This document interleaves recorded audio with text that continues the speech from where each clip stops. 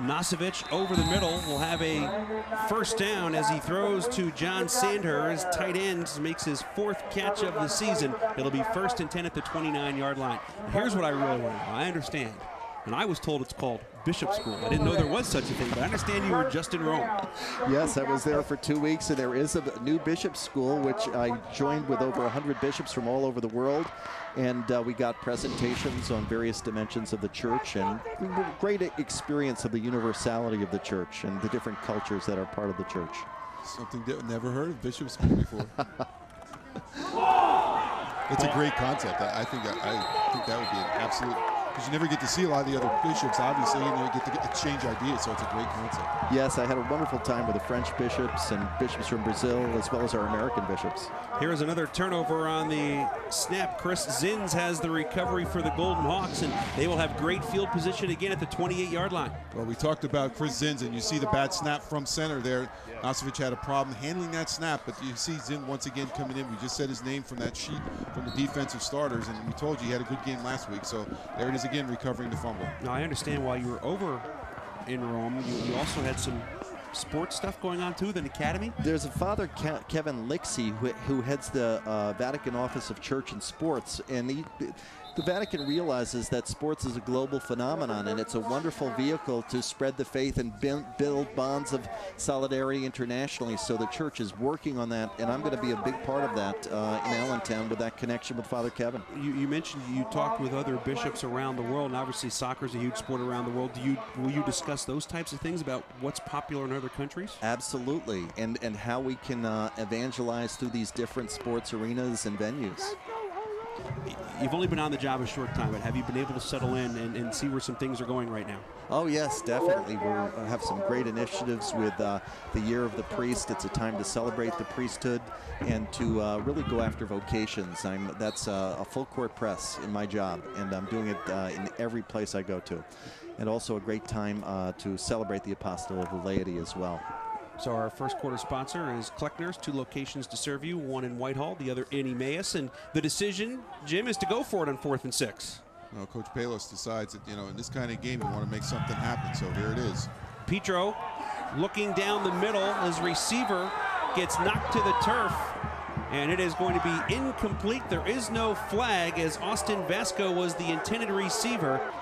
I got to ask you, Bishop, how much fun are you having? It seems like that's one of the things that's very important to you, is to have a good time while you're getting your work done. Oh, it's wonderful, and it's the gospel creates joy in everybody, and that's part of spreading the gospel, is to spread it with joy and to enjoy doing it.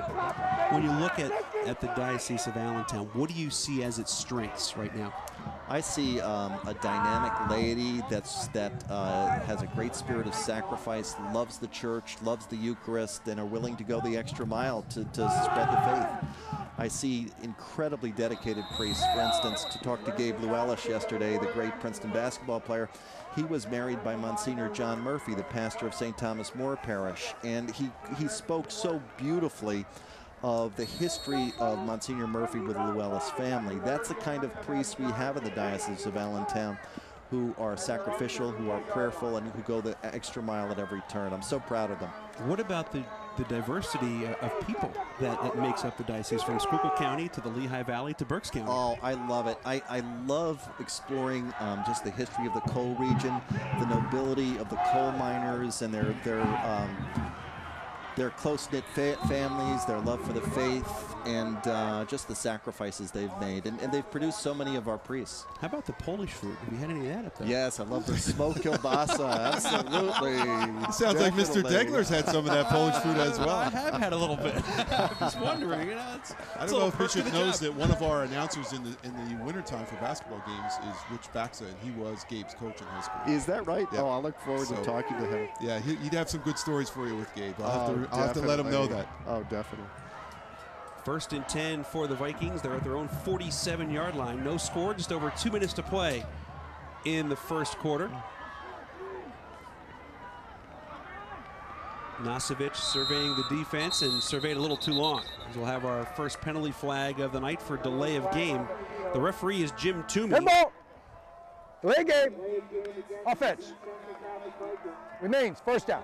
The umpire is John Carbaccio. The linesman is Tim Wood. The line judge, Tim Sheeler. And the back judge, Joe Woods. That'll cost Harold Fairclaw and his team 5, bringing up a 1st and 15. Look at the officiating career tonight. Jim Toomey, by the way, the former longtime boys basketball coach at Schuylkill Haven High School. Talking about Schuylkill County. He had a very successful program up there in Class A. 1st and 15. Nosevich will keep it. Trying to use that speed to get to the outside, and he can't. Pretty good play by Austin Vasco. Well, Bishop, when you look now long-term, maybe 2, 3, 4 years down the road, what are some of the things you'd like to accomplish? I'd like to ordain about 50 young men to the priesthood. And that's why I'm here tonight. That's, you know, it's a great opportunity for me to, you know, cultivate vocations to the priesthood.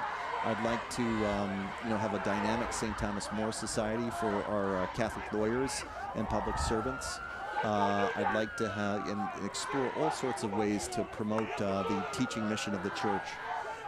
I know when you joined us at the Iron Pigs game, you were with some newly ordained priests, and when you look at recruiting and trying to keep the numbers up, how tough is it? I'm very optimistic. I think that young people are idealistic. I think if the truths of the faith are presented to them, they respond. And Alan Hoffa, who's the chaplain for Allentown Central, was a former offensive lineman for Reading Central. He's doing a wonderful job at Allentown Central as chaplain. 3rd down and 13. As you see, 3rd down conversions, Bethlehem Catholic 0 for 3, Central 1 for 2 on the evening. It hasn't really been a great quarter for the offense, Jim, has it? No, and this is kind of what we expected to see, I think. We thought the defenses would really, you know, play a very, very big role in this first couple quarters. Nosevich with a 3rd and 13, hit again as he throws. And that is incomplete deep down the left sideline. And Nosevich has taken his lumps early. It'll bring up a 4th and 13. Steve, when you see the close-ups, you realize just how rainy it is. I mean, it is dense rain out there. We're going to take a look at Nosevich here. Now, he gets a lot of time. The offensive line does a great job of getting in there, and he sticks in, and when he gets hit, and he gets hit really hard there by Pete Rivera. But nice job on both ends of it. Neither coach was too worried about the weather here tonight. But the offenses have struggled here in the first half, and this punt will go out of bounds at the 18-yard line, and that is where the Golden Hawks will have it. 1st and 10 with 49 seconds left.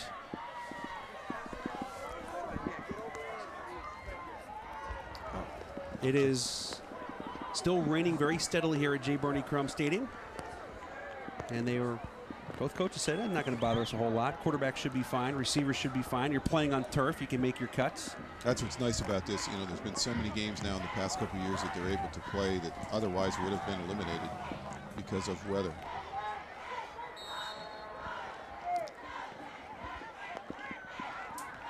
Petro handing off to, I believe that's Martin Laluz, who gets his first carry. Laluz, a very emotional player, will be stopped for no gain.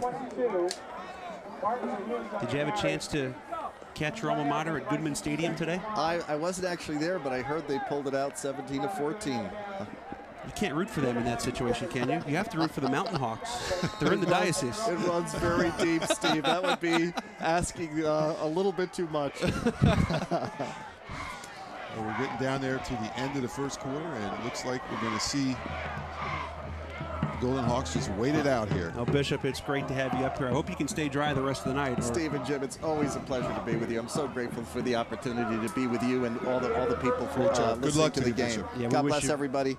Best of luck, and thanks for stopping by. We are scoreless after 1 at J. Bernie Crum Stadium in Allentown. We're back with the second quarter right after this.